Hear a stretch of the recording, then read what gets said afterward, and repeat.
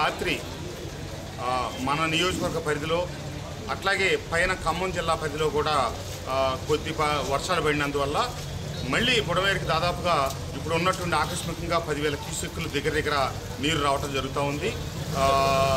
కొంచెం దయచేసి ప్రజలందరూ అప్రమత్తంగా ఉండాలి.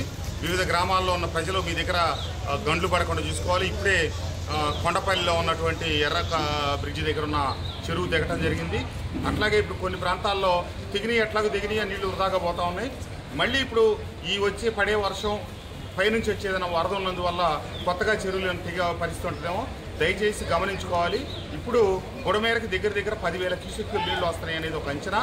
కాబట్టి దయచేసి పరివాహక ప్రాంతాల్లో ఉన్న ప్రజలందరూ దయచేసి అప్రమత్తంగా అండి. అక్కడ ఏ రకమైనటువంటి ఇబ్బంది జరగకుండా చూసుకోండి.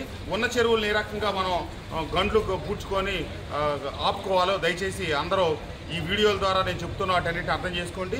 మీకు ఏ అత్యవసరమైన అవసరం ఉన్నా నాకు వెంటనే ఫోన్ చేయండి. నేను గొల్లపూడి మార్కెట్ యార్డ్లో ఉండి ఇక్కడ నుంచి ఈ ఫుడ్ సప్లైస్ కోఆర్డినేట్ చేసుకొని పంపిస్తా ఉన్నాను. ఇక్కడ గొల్లపూడిలోనే ఉన్నాను.